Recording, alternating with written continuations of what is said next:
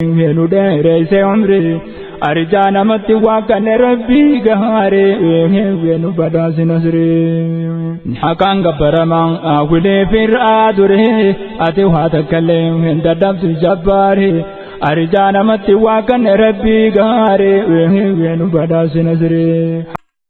بسم الله الرحمن الرحيم. الحمد لله رب العالمين، والصلاة والسلام على نبينا محمد وعلى آله وأصحابه أجمعين. أما بعد، كبجمتو تبلي ونكيا حج جتشون لغا رباتي وأن تقهملوا له قروهي بكتي كبجاك أبدو تقتي حملوا جتشو. شريعات أمو هو التعبد لله عز وجل بقصد مكة لأداء نسك مخصوص في زمن مخصوص. رب قبروا الأف مكة ديموا الأف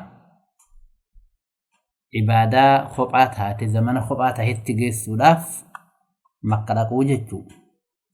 عمرة جتشون أمو لغات زيارة ما سير شريعات أموتنو زيارة بيتي دقني أكا إسيتي خبعتها هتي ربي قبروا جتشو. مرتين حجي دا حجين ركني دا أركان إسلاما كيسا توقو أكما قرآن في حديثني اتقاجيل كسما وليقلتن علماء علي اتقاجيل كتابة ربي إرى قرآن الراجج دا ربنا الآن يرود دبتو ولله على الناس حج البيت من استطاع إليه سبيلا. المنمار نجر ربي في بيتي حجون نمني ديمو دندهيجر. حديث الراه رسول ربي صلى الله عليه وسلم يرو أركان إسلاما دبتان. بني الإسلام على 5: إسلاما ما واشن التجارم تيجرا، ألا يعبد الله ويكفر بما دونه. رب تقجم ما دان قبرمو والرب مليجر تكفروا جتشو. وإقام الصلاة وإيتاء الزكاة وحج البيت وصوم رمضان. صلاة الأبو زكاة بافتو حجي بيتي حجو صوم جرا.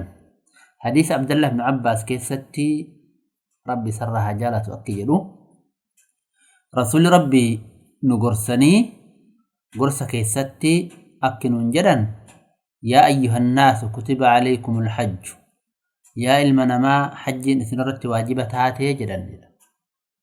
نمتك أقرع بن حابس جدما ربي سرها جالته وقمهن دا يا رسول الله جري قافتي رسول ربي ديبي وتديبي سنيف لو قلتها لوجبت ودو إيك جدو تاتي سلا إثنرت درقم تاتي ولو وجبت ودو كواجب تاتي لم تعملوا بها أو لم تستطيعوا أن تعملوا بها سلا تجتشن دندتني يجرا.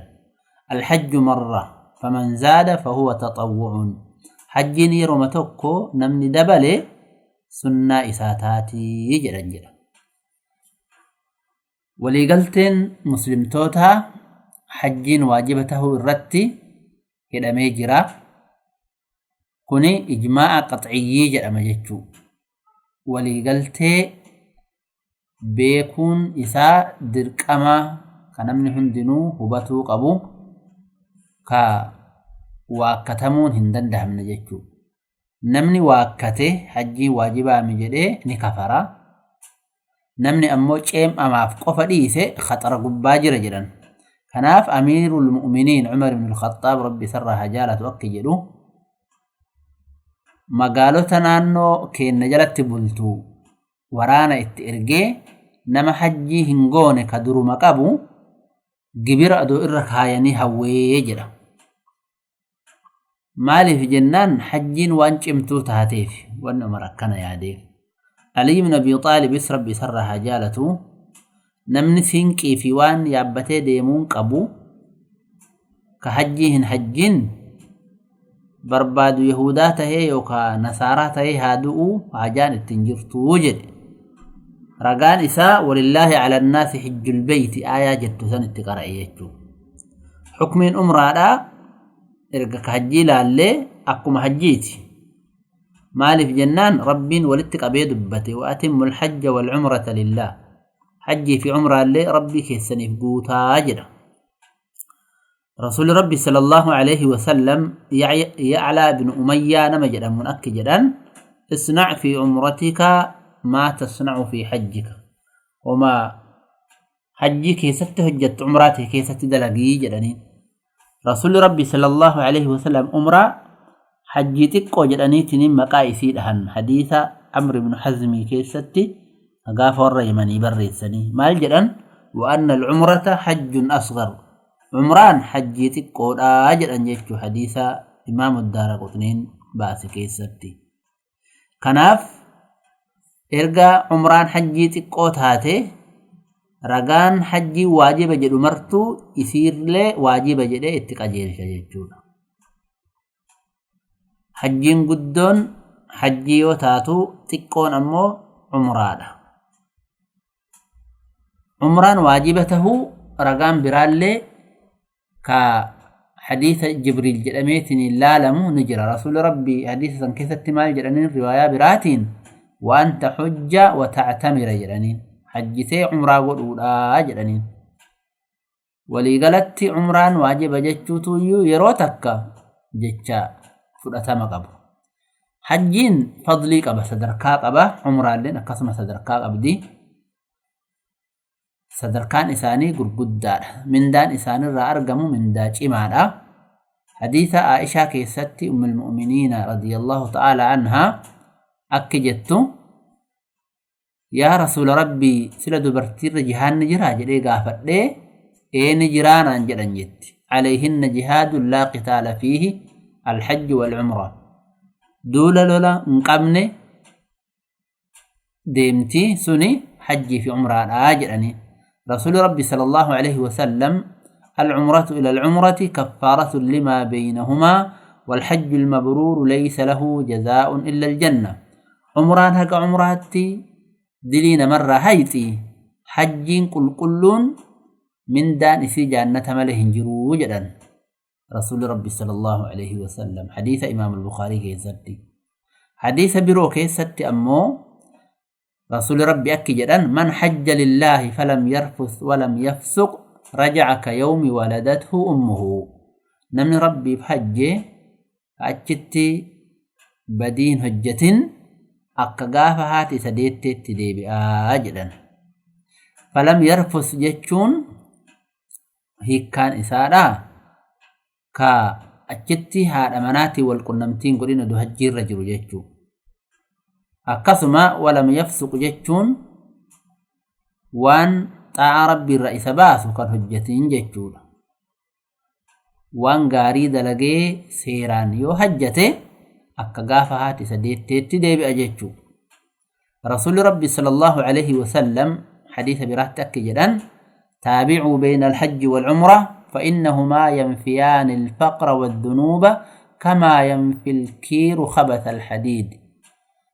حجي في عمرة والدرا دوبان هجتا هيما في دلين مرة بلستي أكما بوفان سبيل الرا فكتا إساء حكي بلسو جدا. وليس للحجة المبرورة ثواب إلا الجنة. حجي كل من دان إسي جنة مليه جروج الرسول ربي صلى الله عليه وسلم. حجي مبرورة جنتني تعكم دوبا. حجي مبرورة جدمتو حجي دلين إسيتهم مكمني. حجي تكا حجي مبرورة جدمتو يواشن ufkeessatti qabaatte sifa shanii yoo qabaatte hajjii mabruura jedhama. Sifti tokkoffaa namichaan hajjii godhu suni nama ikhlaasaa nama rabbiif jecha godhu tahuudha. Na haa dhagayanii na haa arganii maqaa haajii jedhamu na haa kennanii jechaaf nama hajju tahuu dhabuudha. Kuni shahaadati an laa ilaaha illallah tahqiiqa godhuu ma'anaa isii hubatuu barbaachisa. Lammaffaan rasuula rabbii jala deemuu barbaachisa. Ahkaama hajjii keessatti akka isaan hojjetanitti hojjetu. Rasuulli rabbii khuduu cannii manaasikakum jedhan. Ibaadaa hajjii keessanii narraa qeebaladhaa jedhan. Kuni mutaaba'aa jedhama. Mutaaba'aa wayta jennu ma'anaa shahaadati anna Muhammadan rasuulullaahi jennu san dhugoomsuu jechuudha. sadaffaan waajibaata waliigalaatii fi waajibaata hajjiitti kophaa tahillee hojjatu. waajibaata waliigalaa ka jennu nama muhrim tahee hajjii hidhatee fi nama hin hidhatin irratti illee ka dirqama tahe akka xahaaraa akka salaataa waqtii isiitiin salaatu jama'an salaatu kanniin. waajibaanni hajjii qofatti khaasaa yookaan kophaa tahe ammoo akka arafa dhaabbatuu akka muzdalifaan buluutii fi kan kana fakkaatu kanniin hundaa yoo hojjete jechuudha. afraffaa irratti haraama waan tahe ka waliigalaatii fi ka hajjii qofatti kophaa tahillee irraa baqachuu hojjechuu dhabe. wanti muharramaata ka waliigalaa nama harramatee hajjiitti seenee fi kan harramatin irratti illee haraama waan tahe jechuudha. jechaanuu taatu gochaanuu taatu akka nama arrabsuu akka nama xiqqeessuu waan sila haraama tahe ka yeroo biroollee haraama nama hajjiirra jiruu fi ka hajjiirra hin jirrellee waan haraama tahe irraa goruu jechuu. wanti haraama nama hajjii qofatti adda kophaatti haraam tahe ammoo akka mahduraata ihraama rifeensa haadachuu kottee cirachuu waa al'ooluu nikaaya namaa hidhuu ufii hidhachuu kan kana fakkaaturraa illee goruu jechuudha. shanaffaa irratti hajjiin inni hajju suni horoo halaalaatiin tahuudha. namni horoo haraamaatiin tahee hajjiin isaa hajjun mabruurin jedhamtu. maaliif rabbiin keenna waan gaarii malee namarraa hin qeebalu macasiyaa isaatiin isattiin dhiyaatan jechuudha. ربين كينا إليه يصعد الكلم الطيب والعمل الصالح يرفعه جتش قاري في دلقام بريني قر ربي كينا تلفور أمتي إنما قرين علماء أكجران نمني هرو حراماتين حجي قده حجي نساء سر حلال فيان تاتو جران جتشو إنما نمتشان سني بيلمني إساء yookaan isarraa qulqullinni hin argamu jechuudha. guyyaa qiyaamaa itti gaafatama maal hajjiin jedhamee. kanaaf jecha idhaa hajajta bimaalin asluhu suxtun famaa hajajta walaakin hajjati ilciiru laa yaqbalu allahu illaa kulla saalixatin maa kullu man hajja beyta allahi mabruuruu jedhan jechuudha. warri shi'irii kana haasawu maal jedhan yoo horoo haraamaatiin hajjite gaalumateettu hajje malee atin hajjine rabbiin waan saaliha tahe malee hin qeebalu. namni hajjii dhaqe hundi isaatu hajjiin isaa hajjan mabruurii miti jedhan jechuu. haa ta'u jechi caalaan hujii gartanii maallaqaa kana keessatti namni horoon asliin horoo sanii haraama taatee hajji horoo kana sinqii godhatee hajjiin isaa diliin irra jiraachuu wajjiin qulqulluma hajjiin isaa jedhan. hajjiin isaa sahiha taate jechuu. hajjiin sahiha tahuudhaaf horoon halaala tahuun shartii miti. maaliif jennaan wanni haraamaa tokko ibaadaan balleessitu yoo waan isitti kophaa taate malee jechuudha. kanaaf dilii qaba malee hajjii isaa guyyaa qiyaamaa isaan ittiin hin barbaadan jechuudha. hajjiin yoom waajiba taate duuba? hajjiin ka waajiba taate waggaa 9ffaa hijiraa irraaji. rasuulli keenna waggaa 10ffaa malee hin hajjine. wanni rasuulli rabbii hajjuu dhabaniif sababatu jira. sababa lama qabanii.